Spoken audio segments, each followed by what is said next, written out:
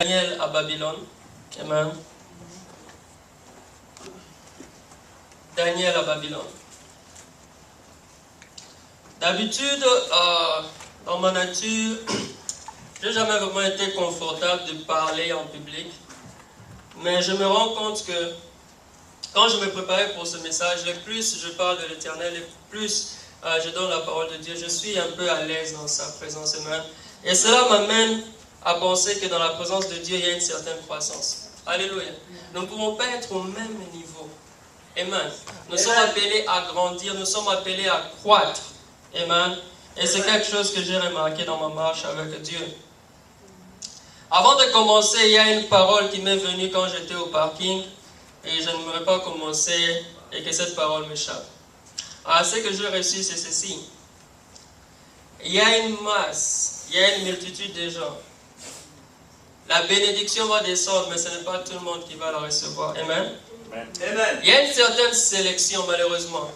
Donc, ce que j'ai senti à moi, c'est comme dans une bénédiction. Vous voyez quand vous êtes dans une église, on peut donner un exemple simple. Regardez comment ça se passe à l'école. Vous avez une promotion de 500 ou 200 étudiants. Ils commencent tous en même temps. Amen. Après une semaine, vous aurez des gens qui vont drop. Amen. Et vous vous rendrez compte que après 5 ans, ou disons après 4 ans, ce n'est pas le même groupe qui va graduer. Et c'est quelque chose que j'ai reçu quand j'entrais ici pour savoir que nous les enfants de Dieu, nous tous nous écoutons la parole de Dieu. Nous tous nous prions. Mais malheureusement, il n'y a qu'une multitude qui sera en mesure de bénéficier des fruits. Alléluia. Et j'aimerais que toi tu fasses partie de cette sélection. Amen. Il y a juste un petit groupe qui pourra en bénéficier. J'aimerais que tu en fasses partie. Je veux aussi en faire partie. Paul a dit, il prêche la parole. Il est dur envers lui-même parce que il ne veut pas que lorsqu'il termine sa course, qu'il se retrouve à l'extérieur. Alléluia. Amen. Donc prenons cela vraiment au sérieux. La parole de Dieu est propagée, beaucoup de gens prient, mais il y a juste un petit nombre qui seront en mesure de pouvoir aller de l'avant, qui seront en mesure de pouvoir témoigner, qui seront en mesure de pouvoir expérimenter la main puissante de Dieu. Ce n'est pas tout le monde qui sera en mesure de le faire. Alléluia. Le désir serait que toute l'église puisse croître. Un professeur dans son école, son désir serait que toute la classe puisse avoir A. Mais la réalité est différente. La réalité est que dans la même classe, il y aura A, il y aura B, il y aura C, il y aura F. Amen. Amen.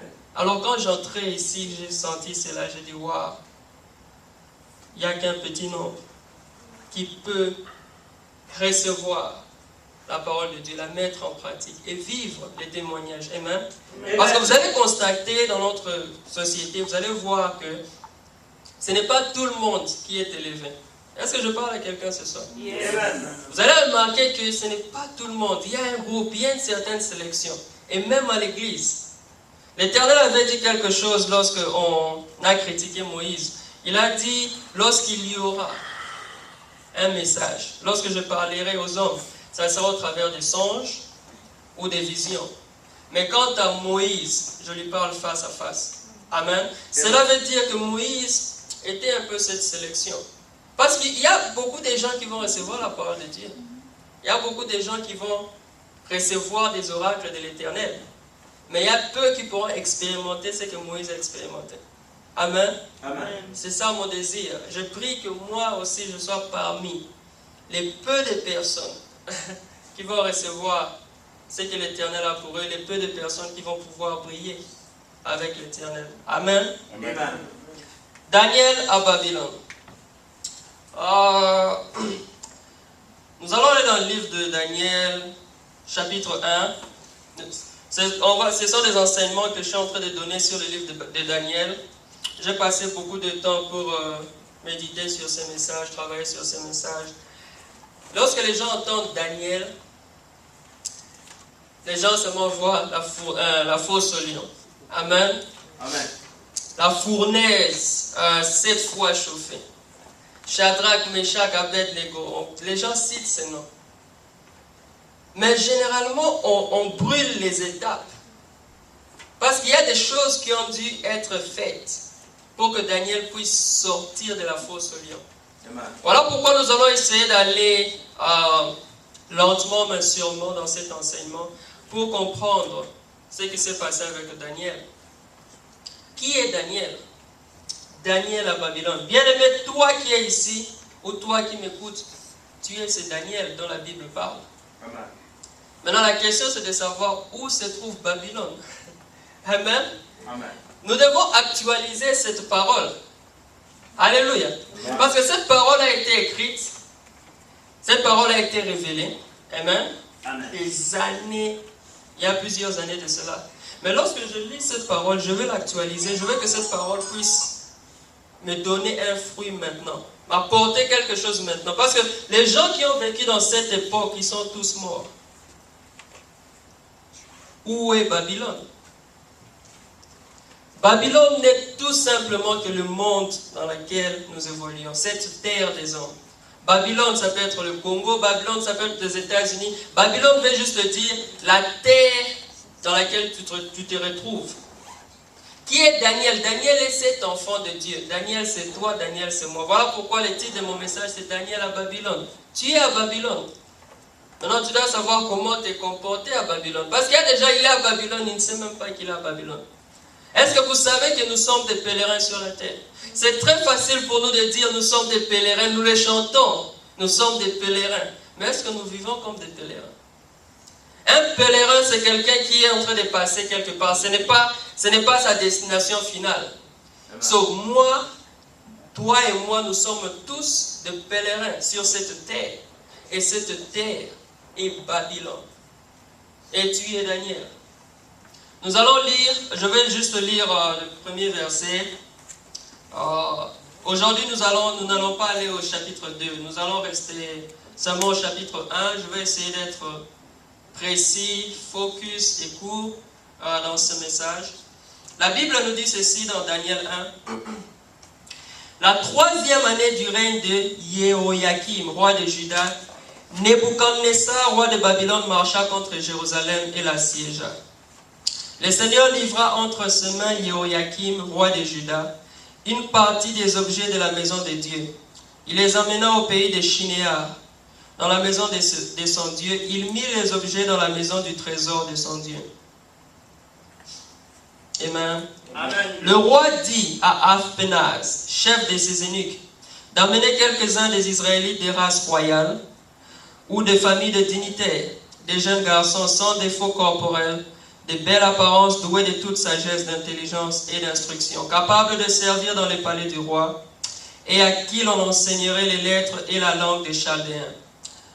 5. Le roi leur fixa chaque jour une portion de mets de sa table et du vin dont ils buvaient, voulant les élever pendant 3 années au bout desquelles ils se tiendraient au service du roi. Il y avait parmi eux, d'entre les fils de Juda, Daniel, Anania, Michaël, Azaria. Les chefs des eunuques leur imposa des noms. À Daniel, celui de Beltachar. À Anania, celui de Shadrach. À Michaël, celui de Meshach. À Azaria, celui d'Abed-Nego. Daniel résolut de ne pas se souiller par le mets du roi, par le vin dont le roi buvait, et il supplia les chefs des eunuques de ne pas l'obliger à se souiller.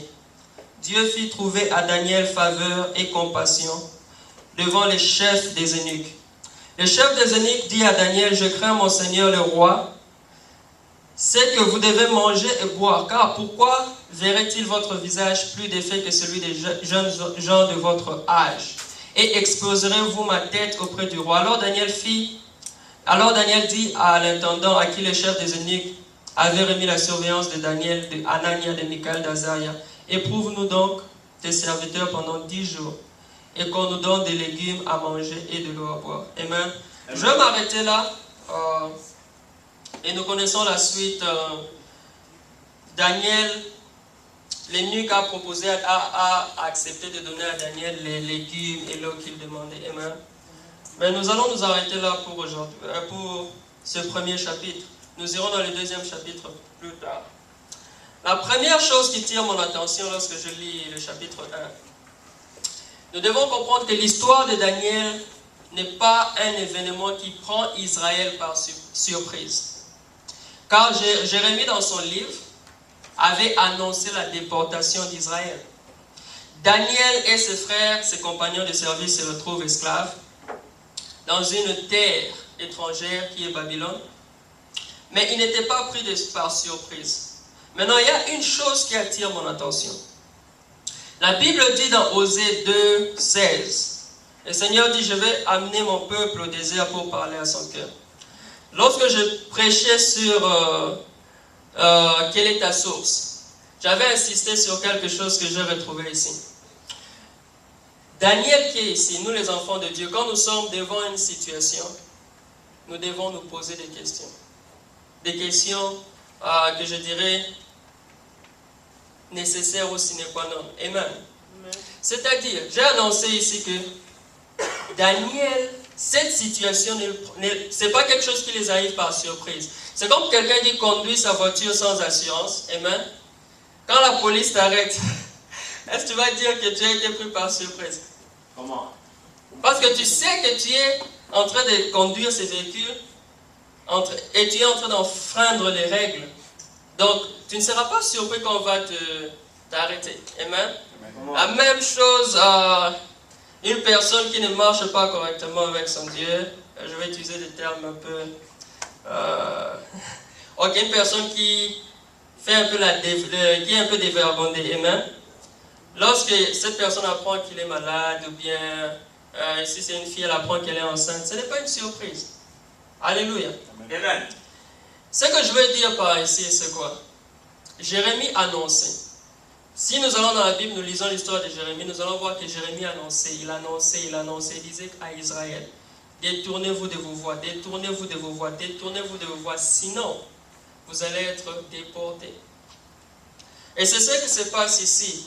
Daniel, avec ses compagnons, se retrouve déporté. Donc, le premier point que je retiens, il n'était pas pris par surprise. C'est quelque chose qu'il connaissait. Maintenant, lorsque tu te retrouves devant une situation, toi, Daniel, qui est ici, il y a des questions fondamentales que tu dois te poser. Tu dois te poser cette question. Tu dois te demander d'abord, ce qui m'arrive, est-ce que c'est une punition? Amen. Il y a une chanson que j'écoute. Cette chanson, bon, c'est un peu marrant, les débuts, mais c'est un message très fort. C'est le frère Matou Samuel. Il y a une chanson qui dit, il dit Nzambe, Likamozoko Melanga Ponanini Boy. Je ne sais pas si vous connaissez cette chanson. Tout ça. So, il dit quelque chose, il dit Olingyo te yanganini. Je ne sais pas si vous avez déjà attiré attention à cette phrase. Donc, qu'est-ce que tu veux m'enseigner par cela? Donc, c'est comme quelqu'un qui est dans une situation. Si tu vois la chanson, il ne fait que se lamenter. Mais elle dit quelque chose. Qu'est-ce que tu veux m'enseigner?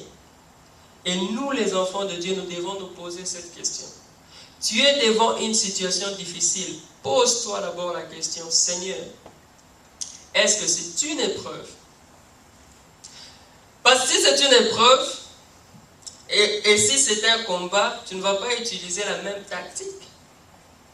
Parce que si c'est un combat, parce qu'il y a des combats, l'ennemi va venir vers toi te combattre. Lorsque l'ennemi te combat, la façon dont tu réagis, et quand l'Éternel est en train de te faire passer par le feu, c'est différent. Souvenez-vous de David. On s'est moqué de lui, j'ai oublié le nom de cette femme, et les gens qui étaient autour de David ont dit, tu dois réagir. David a dit, non, je ne veux rien faire. Que l'Éternel puisse voir mon humiliation. Peut-être que quelque chose va se passer dans ma vie. Alléluia. Amen. Daniel qui est ici. Tu traverses des situations difficiles dans ton mariage, dans tes études, dans tes finances, dans tes projets. T'es-tu déjà posé la question de savoir si c'était un test, une épreuve, si le Seigneur t'est passé dans le feu, si c'est une attaque de l'ennemi, ou si c'est une punition? Parce que ce sont les trois alternatives que je suis en train de voir. Lorsque nous désobéissons à l'Éternel, le Seigneur punit. Voilà pourquoi Salomon a dit quelque chose, et cette chose-là, à chaque fois que j'y pense, waouh, j'ai des frissons. Salomon dit, j'ai peur d'offenser l'Éternel. Maintenant, il donne sa raison. Il dit, parce que l'Éternel, lorsqu'il te punit, il va te retrancher la chose dont tu tiens le plus. Nous avons tous des différentes choses qui ont plus de valeur dans notre vie. Pour un président, ça sera peut-être les élections. Pour un footballeur, comme nous sommes à la période de la Coupe du Monde, ça sera remporter la Coupe du Monde. Amen. Maintenant, l'Éternel, quand il punit, il va venir retirer la chose qui a le plus de valeur devant toi. Amen. Voilà pourquoi nous devons être prudents. Regardez à David, lorsqu'il s'est méconduit avec Bathsheba. Il a porté le sac, il a prié, il a jeûné. Ce n'est pas David qui a été frappé. C'est l'enfant.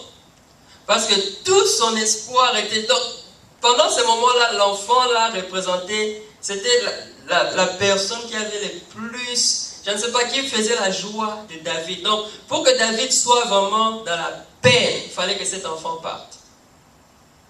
So, toi qui es ici, Daniel, tu es devant une situation. Pose-toi cette question. Seigneur, est-ce que tu es en train de m'enseigner? Tu me passes par le feu? Est-ce que c'est une épreuve? De telle sorte que tu sauras comment aborder le problème, comment régler le problème. Si tu ne te poses pas ces questions, tu vis juste comme ça, tu seras dans cette situation et ça sera comme un état permanent. Amen. Amen. Donc c'est le premier point que je tire de cet enseignement. Amen. Daniel, à Babylone. Mais pour Daniel, nous savons que c'est une punition. Parce que la Bible nous parle, quand Jérémie disait au peuple d'Israël de se détourner de leur voie, nous savons que Jérémie leur disait, Israël, vous êtes méconduits, le Seigneur va vous punir. Donc c'était une punition. Mais la bonne nouvelle est que quel que soit le fait que cette situation soit une punition, que ça soit une épreuve, ou que ça soit une attaque de l'ennemi, si nous arrivons à diagnostiquer le problème, nous pourrons trouver la solution.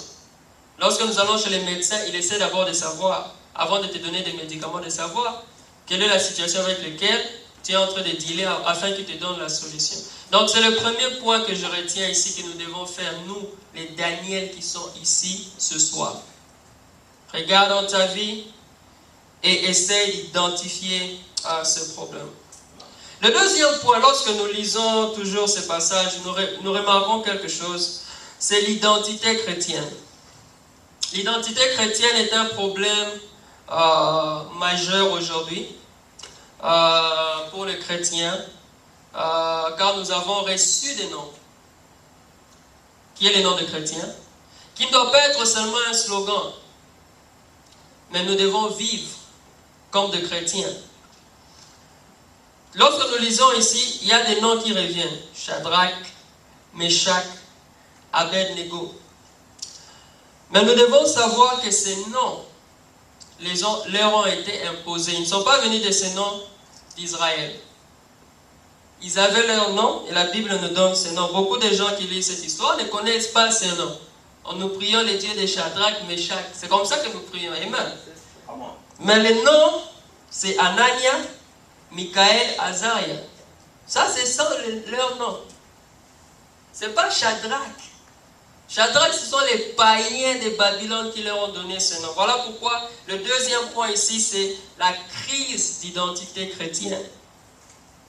Aujourd'hui, nous leur connaissons, comme je les ai dit, sur le nom de Shadrach, mais seul Daniel a réussi à garder son nom. On avait donné le nom de Beltachar. Mais vous allez voir que le niveau de sérieux et d'intimité que Daniel avait avec son Dieu, que même les gens qui lui ont donné le nom de Beltachar, des fois, ils faisaient des lapsus linguae. Il appelait du nom de Daniel.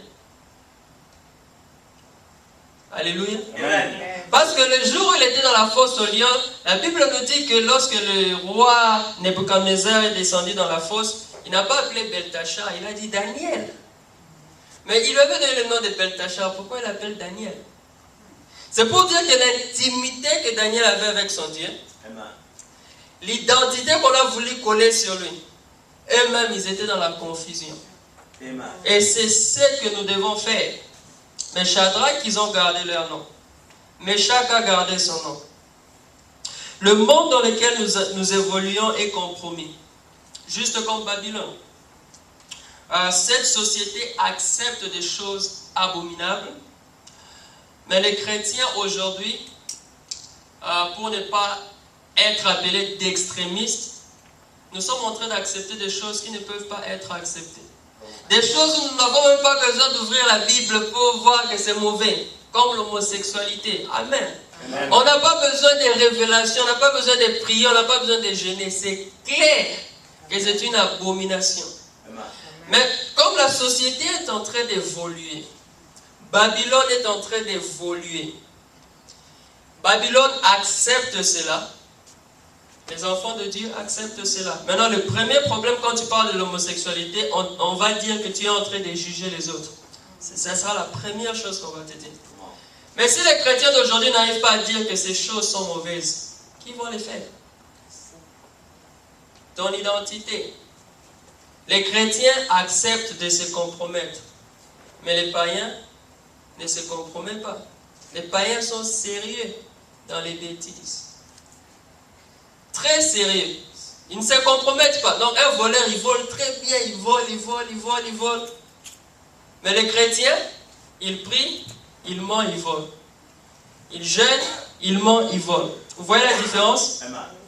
Je me suis toujours posé cette question. Nous avons beaucoup d'enfants de Dieu. Il a des CD, il a des prédications, il écoute les chansons de Dieu et tout, mais en réalité, dans les coulisses, il a ces chansons qu'il écoute. Vous voyez un peu cette hypocrisie? So, nous voulons paraître, mais dans la chambre, il y a de ces chansons, quand tu écoutes, tu sais que cette chanson me bouge. Maintenant, la question que je me pose, je me dis, Seigneur, bon, nous, les chrétiens aujourd'hui, les chrétiens acceptent de se compromettre. Ils acceptent de jouer la musique, entre guillemets, de Babylone. Mais Babylone ne joue pas la musique chrétienne. Maintenant, je me pose la question. Vous allez voir les chrétiens vraiment assis, les jours de son mariage, il dit, ou bien, je ne sais pas, il dit, non, il y a telle chanson qu'il doit jouer. Mais je me suis toujours posé la question, dans les boîtes de nuit, j'avais l'habitude d'aller dans les nightclubs, dans les passés, mais en aucun moment, j'ai déjà entendu les DJ qui arrêtent la musique et on lance Laurent Bongo, bien on lance Michael W. Smith. Ça n'arrivera jamais.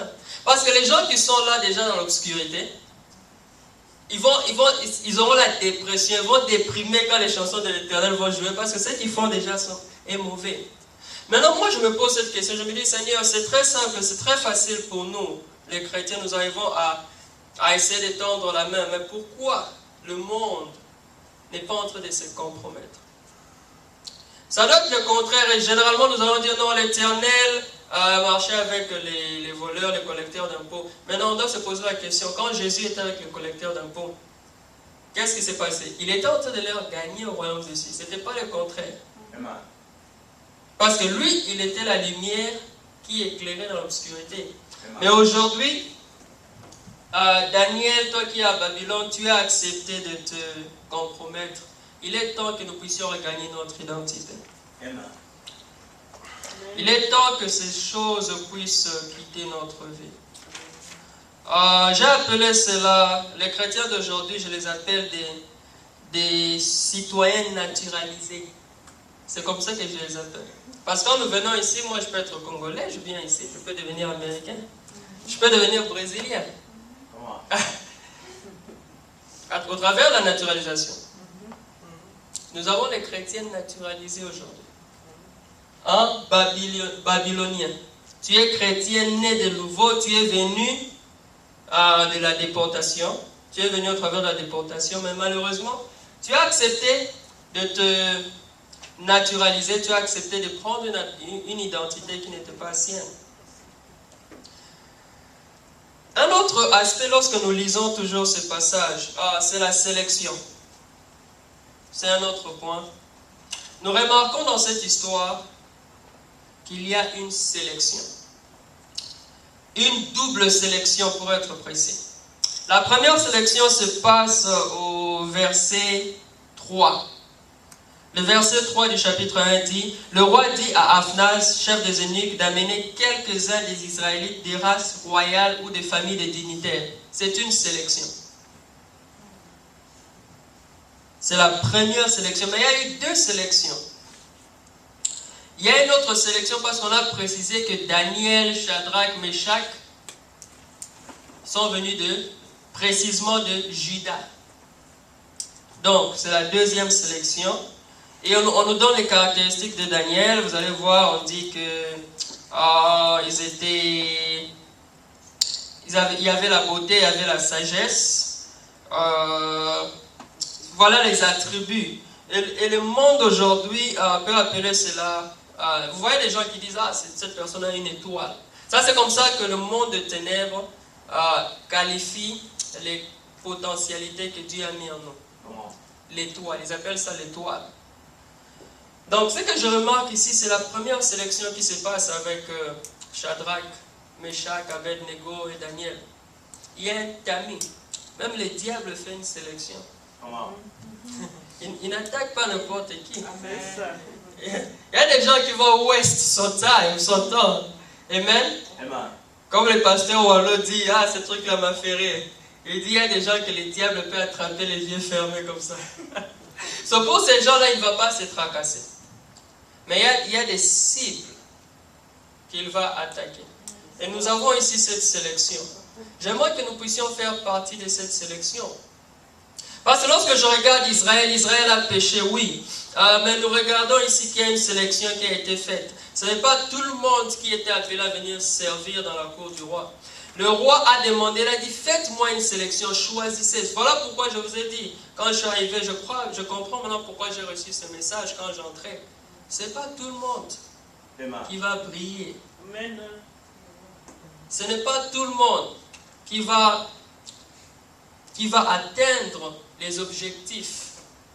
C'est comme une salle de classe, le même enseignant, le même professeur, mais on a A et on a F. J'essaie de comprendre ça, j'arrive pas à comprendre. Mais c'est le même enseignant. Les cours se donnent dans les mêmes conditions.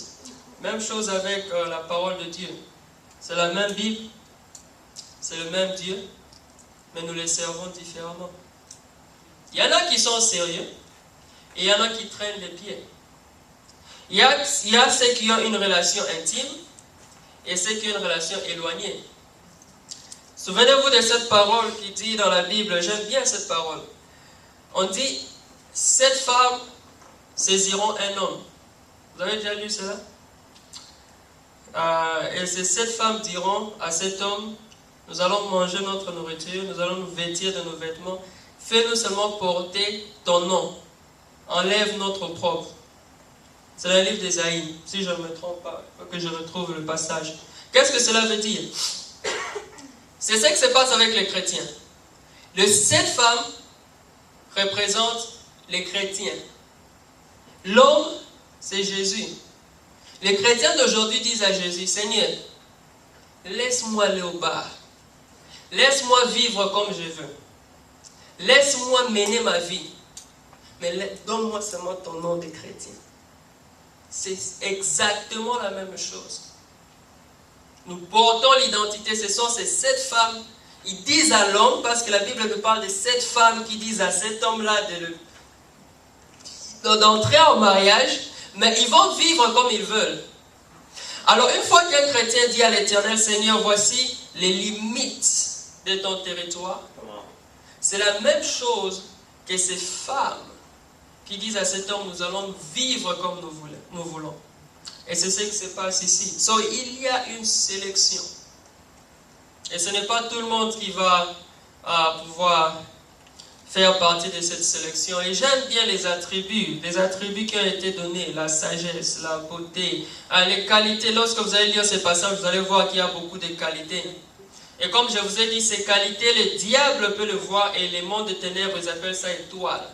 Vous voyez les gens qui disent, non, tu es une étoile. Non, ça n'a rien à voir avec avoir une étoile. Ce sont les potentiels, les qualités que l'Éternel met en toi. Et l'ennemi se voit, et l'ennemi se prépare pour venir détruire cela. Maintenant, nous avons 2 sélections. Beaucoup sont dans la première sélection. Israël. Vous voyez comment c'est grand?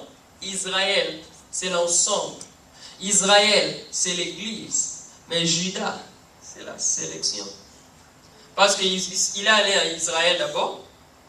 Ah, mais cette sélection était forte. Parce que quand le roi dit, non seulement à Israël, mais des familles des sangs royales. Amen. Amen. Non seulement des sangs royales, ils sont allés jusqu'à Juda. Vous êtes en train de voir un peu comment cette sélection est en train de se faire. Et c'est ce que nous, les enfants de Dieu, nous devons comprendre dans notre marche avec Dieu. Nous devons savoir qu'il y a une sélection qui se passe de deux côtés. Du camp de l'ennemi et du camp de l'Éternel. Il y a une sélection, il y a un tamis. Et pour faire partie de cette sélection, pour faire partie de ces groupes restreints, il y a une certaine manière de vivre. Nous ne pouvons pas vivre comme tout le monde et espérer faire partie de cette sélection. Un autre point que je vois dans ces passages, nous sommes toujours au chapitre 1. Vous voyez que nous ne sommes même pas encore allés, nous ne sommes pas au chapitre 2. Ça, c'est seulement les chapitres 1. Amen. Donc, nous n'allons même pas. Donc, les gens vont juste rapidement la fosse au lion. Mais la fosse au lion, comment c'est arrivé? La fournaise. Mais tu vas brûler. Si tu n'es pas équipé, une fournaise 7 fois chauffée, tu vas brûler. So, nous voyons la fin, mais nous ne savons pas comment ça a commencé. Et c'est ce que nous sommes en train de voir ici. Il y a un autre point important que j'ai vu dans ces passages. J'appelle ce point les mets babyloniens. Les mets, donc la nourriture. Les mets babyloniens. Quels sont les mets babyloniens? La Bible dit que le roi leur imposa des noms, on a déjà parlé de cela, mais à part les noms, un régime alimentaire. Un roi païen, il impose des régimes alimentaires aux enfants de Dieu. So, toi, Daniel qui est ici, tu devrais t'arracher les cheveux. Si les païens, il y a quelqu'un qui s'arrache les cheveux, que Dieu te bénisse. Si les païens peuvent imposer des plats, des mets aux enfants de Dieu, vous allez comprendre à quoi je vais en venir. Lorsque nous nous conformons au siècle présent, le roi nous présente des choses qui sont délicieuses, des choses qui sont bien pour les yeux. Mais si vous regardez, cela n'a aucun bénéfice dans notre marche avec Dieu. Et, ce sont des mets. Les seuls trucs dont la Bible nous parle, on dit seulement que Daniel ne voulait pas manger parce qu'il ne voulait pas s'essouiller. Mais ce n'est pas que ce n'était pas bon. Vous voyez un peu la différence? La nourriture qui vient de la table du roi, je suis sûr que c'était vraiment... C'était bien épicé. Mais on parle de souillure pour voir un aspect spirituel, non un aspect physique. Donc tu peux avoir quelque chose qui se présente devant toi, les mets babyloniens que les États-Unis nous donnent, les mets babyloniens que le Congo nous donne. C'est bien, cette musique-là que tu écoutes. Tu es fanatique de... Je vais m'abstenir de citer les noms de ces gens-là. Et cette musique-là est douce à l'oreille. Ce sont les mets babyloniens. Ça sonne bien. Mais vous avez remarqué que cette musique n'est douce que pour une certaine catégorie de personnes. Je vais vous expliquer. Jésus dit, je connais mes brebis me connaissent, mes brebis entendent ma voix. Donc, toi qui es ici, Daniel, amen. Amen. Si les musiciens de Babylone que nous avons ici peuvent chanter et tu écoutes, tu sens du bien dans ton corps, cela veut dire que tu as encore beaucoup d'efforts à fournir dans ta marche avec Dieu. Parce qu'une brebis de l'Éternel, quand il va écouter cette chanson, il ne va rien sentir. Souvenez-vous ce que Paul a dit. Les choses que je faisais, maintenant je considère cela comme de la boue. Amen. Et vous allez voir l'opposé. Les gens de Babylone, quand vous mettez la musique de Dieu, ils sont mal à l'aise. Ils ne sentent rien. Ça les dérange. Ils appellent cela boring. Ils appellent la prière boring. Les chansons de Dieu boring.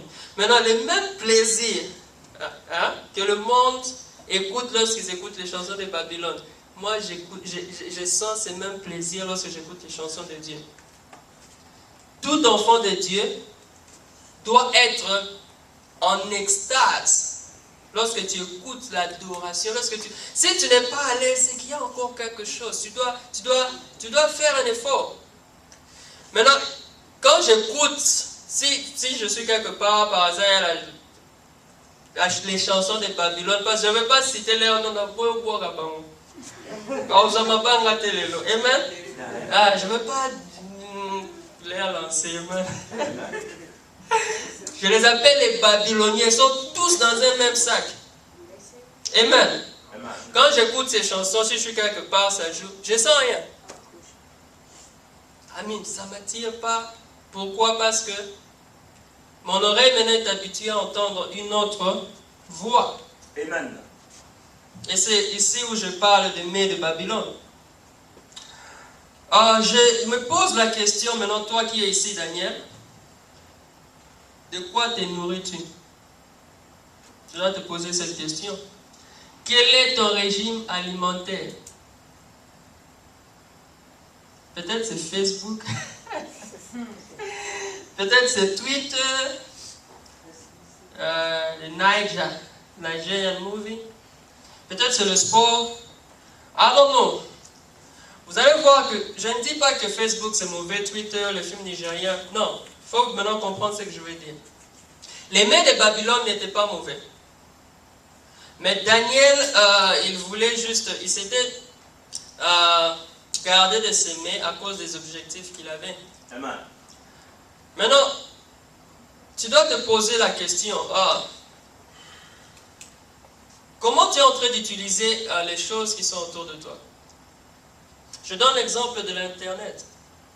Tu peux utiliser l'Internet pour évangéliser, tu peux utiliser l'Internet pour écouter les chansons de Dieu, pour les études ou pour beaucoup de choses, mais le même programme, tu peux aussi l'utiliser pour te détruire. Tout dépend maintenant de comment tu utilises cela. Maintenant, il y a les mets de Babylone, les mets que Babylone nous donne. Ces choses qui sont... Quand nous voyons ces choses, on sent comme si on ne peut pas vivre sans ces choses.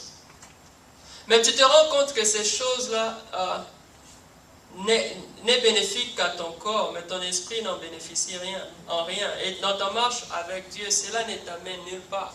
Amen. So, Daniel qui est ici, je n'ai rien contre Facebook, je n'ai rien, parce que moi-même j'ai un compte Facebook. So, j'ai rien contre Facebook, j'ai rien contre les films nigériens, j'ai rien contre le sport, j'ai rien contre la politique. Mais mon problème c'est ceci. Tu dois savoir te priver de certaines choses qui ne sont pas nécessaires dans ta vie. So, tu peux avoir ces choses, mais si tu ne vis que de ces choses, tu vas rater beaucoup de choses. Parce que nous nourrissons généralement notre corps, mais nous oublions que l'esprit aussi a besoin de se nourrir. So, vous allez voir beaucoup des hommes ou des femmes, ils passent beaucoup de temps dans les miroirs. Mais nous oublions qu'il y a aussi un miroir spirituel. Amen. Les miroirs physiques, tu passes ton temps. Amen. Moi aussi j'étais au miroir aujourd'hui, je suis allé me coiffer. Voilà pourquoi je rigole. Amen. Amen. So, tu passes ton temps dans les miroirs physiques parce que tu veux avoir une bonne apparence. Mais qu'en est-il du miroir spirituel? Amen. Ton esprit. So, de quoi te nourris-tu? Nous devons nous poser cette question. La Bible dit dans Romains 10, 7, la foi vient de ce qu'on entend. Ce qu'on entend, qui est la parole de Dieu. Amen. La table du roi peut être attrayante, cette table, mais elle n'est pas nécessairement bonne pour toi. Vous voyez un peu? Ça peut être une bonne table. On n'a rien. Voilà pourquoi si quelqu'un vient vers toi et te dit, ah non, toi tu es extrémiste, toi tu exagères, ah, tu ne veux pas boire, tu ne veux pas fumer, tu ne veux pas aller dans les nightclubs, tu ne veux pas, tu es trop dur. Tu expliques seulement que tu dois expliquer à ces gens, cette table peut être attrayante, elle peut être bonne, mais elle n'est pas nécessaire pour ma vie. Cette table était attrayante. Maintenant, moi je me pose la question, je me dis, mais Nabuchodonosor, il donne la nourriture qui vient de sa table. À Shadrach, Meshach, Abednego, ce sont les noms que nous avons retenus, parce qu'Ananias, là, beaucoup de gens ne connaissent pas ces noms. Maintenant, je me pose la question. Moi, si j'étais là, j'allais... En tout cas, c'est, comme on dit, obvious, que la chose la plus importante pour Daniel, ce n'était pas la nourriture qui venait du roi, c'était la liberté. Tu m'enfermes, je suis esclave et tu me donnes la nourriture qui vient de ta table. I don't need it. Donne-moi la liberté. C'est ce que le diable fait. Il veut te donner quelque chose, mais il te garde esclave quelque part. Et beaucoup ne réalisent pas cela. Ils sont en train de voir les succès, ils sont en train de voir comment ils sont en train d'évoluer. Oui, tu évolues dans ta chair, mais ton esprit est enfermé, ton esprit est prisonnier. Tu es en train de perdre ce que tu perds. On va comparer les mets qui viennent de la table et la liberté. Disons, les mets qui viennent de la table et l'esclavagisme, être esclave. Vous voyez un peu? C'est deux extrémités. Je préfère encore avoir un pain sec, être libre, que de manger avec le roi et être esclave. Et c'est ce que le diable est en train de faire à Babylone. Les enfants de Dieu aujourd'hui courent vite avec les plats pour recevoir ce que Babylone donne. Mais on ne s'est jamais posé la question, ce que nous sommes en train de perdre. La Bible dit, à quoi ça sert à un homme de gagner le monde s'il perd son âme? La Bible nous montre ces deux extrémités. La Bible nous parle de cette richesse qui est temporaire et de l'éternité en enfer. Maintenant, essayons de regarder un peu ce trade. Aujourd'hui, d'ailleurs, c'est NBA Draft. Je suis sûr que les GM de chaque équipe, ils sont en train de réfléchir, il y a des calculs. Quand je sortais de la maison, j'ai vu le draft pick number 1 qui avait déjà été sélectionné. Donc, les GM se mettent, ils réfléchissent. Je donne ceci, je vais recevoir ceci en retour. Maintenant, nous les chrétiens, pourquoi on ne fait pas ces choses? Pourquoi nous ne sommes pas en train de réfléchir sur ce que nous perdons? Jésus, lorsqu'il était avec cette femme samaritaine qui demandait de l'eau, il avait dit à cette femme ceci, en d'autres termes. Réfléchis un peu à ces trades. Moi, je te demande de l'eau, mais si tu sais ce que je te donne en retour. Amen. Amen. Daniel qui est ici, tu acceptes de te compromettre. Tu acceptes d'altérer ton identité. Mais tu oublies ce que tu es en train de perdre. Ce que nous avons, nous ne pouvons pas le perdre. Amen. Amen.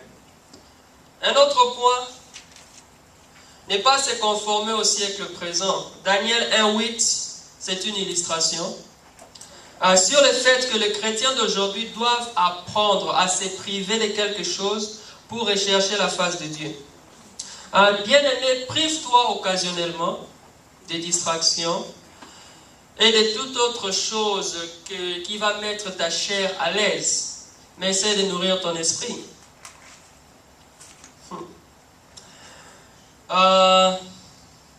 Il y a un problème, il y a beaucoup de chrétiens qui sont confondus dans la masse. J'ai aimé beaucoup ce que Aaron nous a dit l'autre fois. Il appelle ces chrétiens les undercover. Il a dit les chrétiens doivent être comme les policiers. Les policiers, ils ont leur badge, quand ils passent, on les reconnaît. Mais les undercover n'ont pas de badge. Mais les policiers, ils font le même travail. Maintenant, pour nous les chrétiens, nous ne devons pas être des undercover. Des agents secrets, non. Nous devons être en mesure de pouvoir brandir ces badges, de pouvoir marcher, et que le monde puisse voir que non, ce sont des enfants de Dieu. Je parlais du fait que le roi leur donne la nourriture qui n'est que vanité, mais il les garde prisonniers. Et le plus beau cadeau pour Daniel serait la liberté. Malheureusement, les chrétiens d'aujourd'hui se compromettent. Ils se livrent à des distractions qui ralentissent leur marche avec Dieu. Maintenant, il y a un point très important que j'aimerais noter. Nous devons être sélectifs. Voilà pourquoi des fois on se dit non, on est trop extrême. Mais si nous allons dans Marc 9, 40, vous allez comprendre ce que je vais dire par là. On se mélange trop. Trop de confusion. Bien-aimé, choisis ton cercle. Choisis ton milieu. Moi, je n'ai jamais compris. Il y a de ces milieux qui sont fermés. Des mauvais milieux, mais où on se bat pour essayer d'entrer. Mais lorsque j'ai lu ce passage de Marc, Marc 9, 40, 40 à 43, qui parle, je suis dit, si c'est ta main qui t'amène au péché, coupe ta main. Vaut mieux entrer avec une seule main que d'avoir les deux mains en enfer. Qu'est-ce que cela veut dire? J'ai entendu beaucoup de chrétiens, ils disent comment nous allons les gagner. Comment nous allons gagner le monde? Nous devons nous mélanger à eux. C'est là où j'explique. Quand tu te mélanges à eux, tu dois être équipé. Tu dois être comme Jésus. Il était avec les collecteurs d'impôts et c'est le contraire. Quand il allait, il les ramenait à lui. Ce n'était pas le contraire. Alors si tu n'es pas équipé, ne te mélange pas avec des peurs qu'ils t'entraînent. On dit une orange pourrie dans un panier d'oranges mûres, ça va faire tout pourrir. C'est ici la Bible nous donne un avertissement. La Bible nous dit seulement, écoute, toi qui veux trop t'attacher à la musique mondaine, toi qui veux trop t'attacher à tes amis, tu sais que la vie qu'ils mènent est une mauvaise vie. Mais that's your best friend. Tu ne peux pas te séparer. Mais vous allez aller ensemble. Il est temps de couper. Il est temps de couper. Coupe cette main. Coupe cette chose qui est en train de t'amener à sombrer.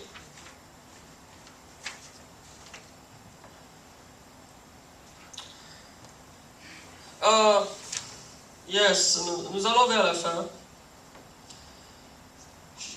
La jeunesse, c'est la cible de l'ennemi. Vous allez voir pourquoi je dis cela. C'est un autre point. C'est dans 1 Daniel 4. Le roi est très clair.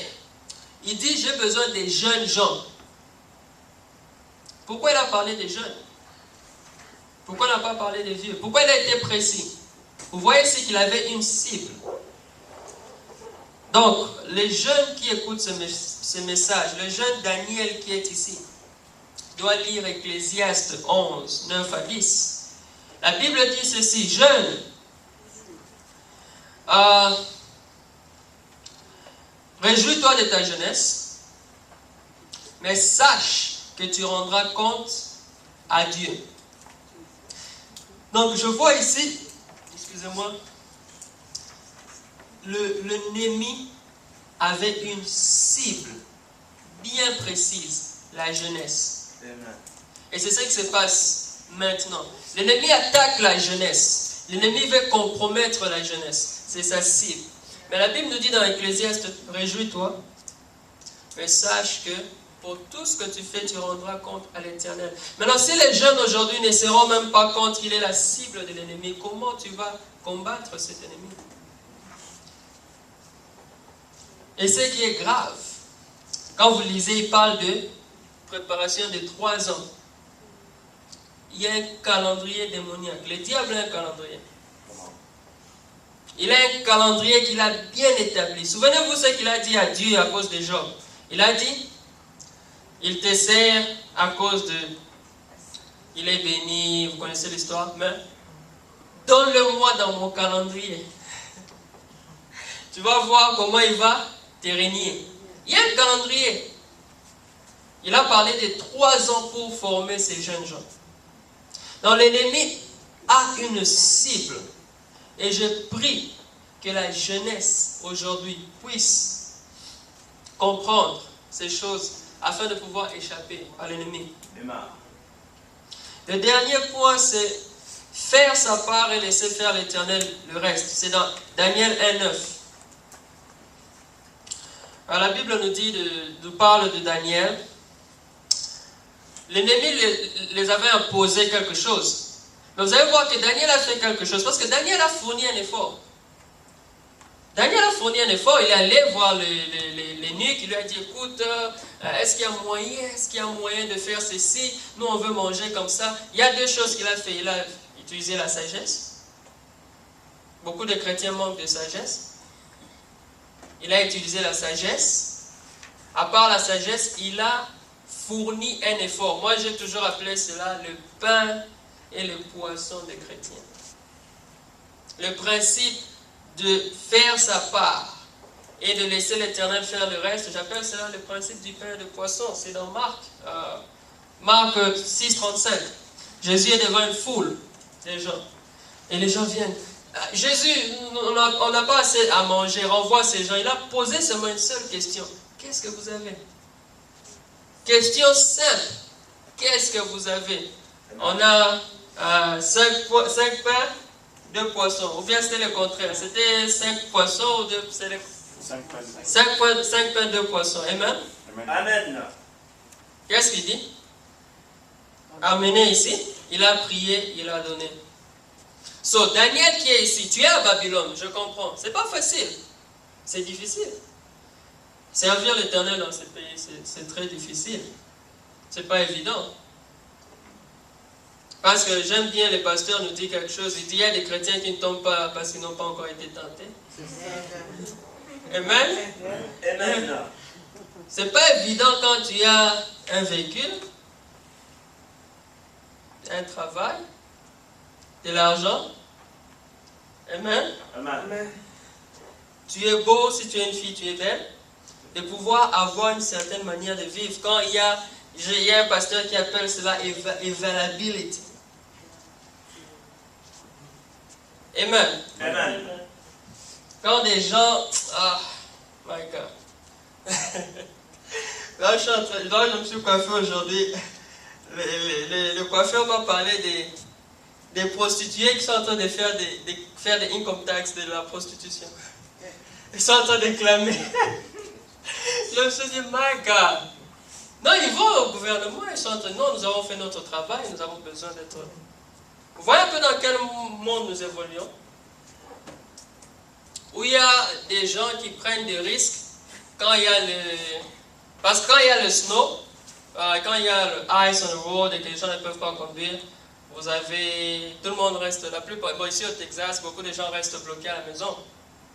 Mais vous avez des gens qui prennent des risques sur la route pour aller dans des boîtes de nuit ou des strip clubs. Je me pose des questions, je me dis, waouh, bon, j'essaie de comprendre.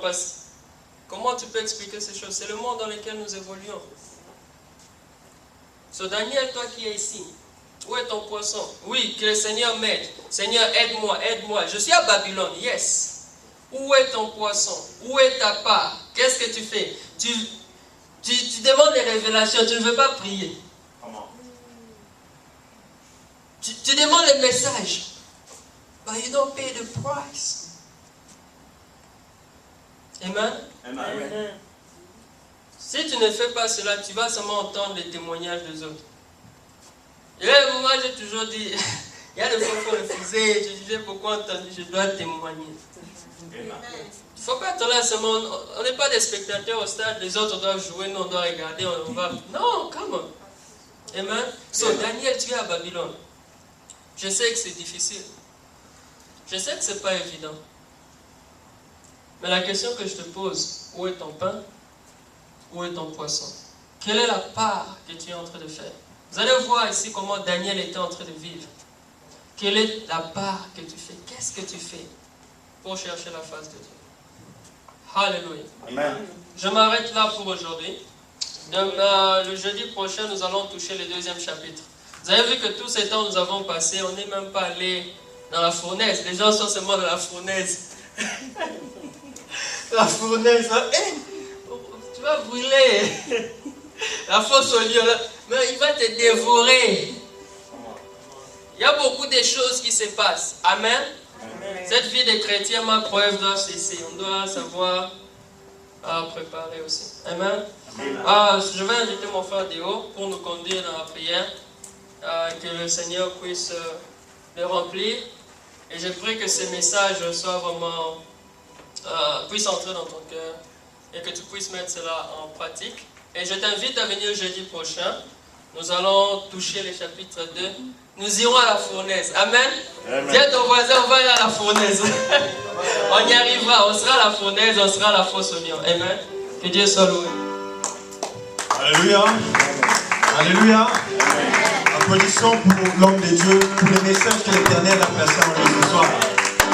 Je vous avais promis que ce soir, vous allez recevoir un message particulier.